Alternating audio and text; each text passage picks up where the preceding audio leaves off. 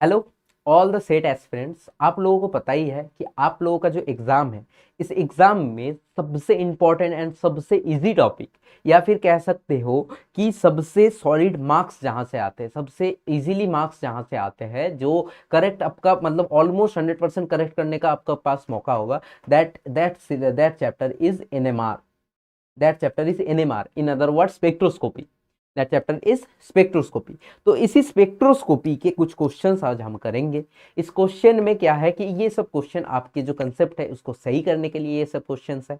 तो आप लोग देखो, ये क्वेश्चन आपका एग्जाम में भी हेल्प कर सकते हैं। कैसे? देखो, पहला क्वेश्चन क्या दिया गया, 13C एनएमआर से क्वेश्चन है।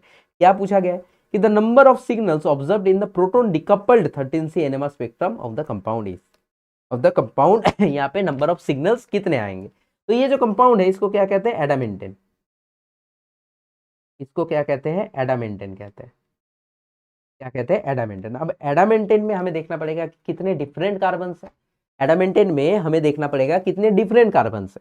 अब देखो यहाँ पे ध्यान से, अगर मैं एडामेंटेन ड्रॉ करूं,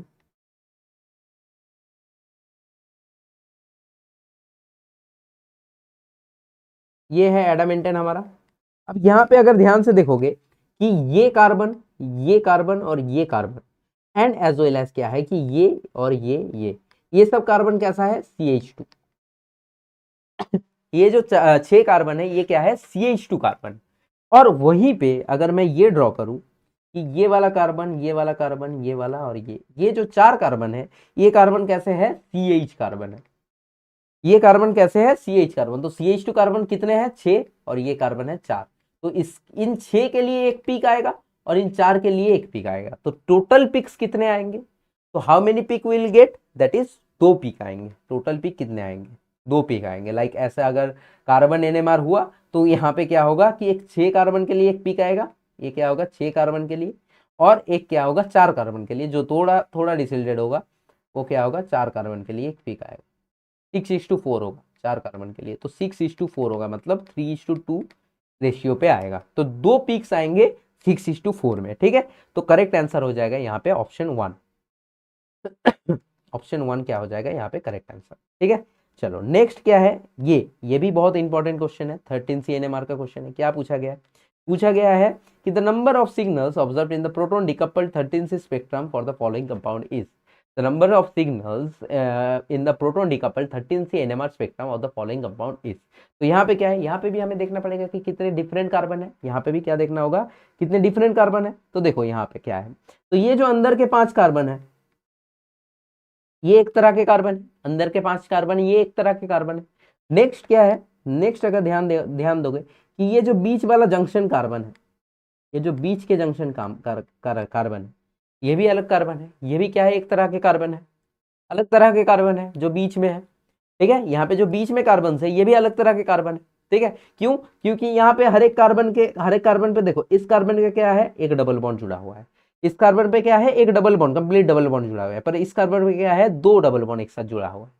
इस कार्बन पे क्या है? 2 डबल बॉन्ड एक साथ जुड़ा है। तो ये डिफरेंट है। सिंपली इन सिंपल वर्ड्स, ये क्या है? डिफरेंट कार्बन है। अब ध्यान से देखो, अब ध्यान से देखो, यहाँ से अगर बॉर्डर क्रॉस करेंगे तो ये दोनों भी सेम होगा, यहाँ से भी बॉर्डर क्रॉस करेंगे तो ये दोनों भी सेम होगा। तो उस हिसाब से नहीं नहीं देखेंगे, यहाँ पे डिफरेंट कार्बन देखेंगे। एंड द अनदर वन क्या है कि 1 2 3 4 5 6 7 8 9 और 10, ये जो 10 कार्बन, ये जो 10 के 10 कार्बन है, ये 10 भी डिफरेंट कार्बन है।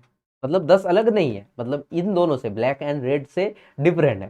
ठीक है, इन दोनों से डिफरेंट है। तो ब्लैक वाले के लिए हमारे पास एक पिक आएगा। ब्लैक वाले कितने हैं? 5। ब्लैक कार्बन के लिए एक पिक आएगा। ठीक है, एंड देन क्या होगा?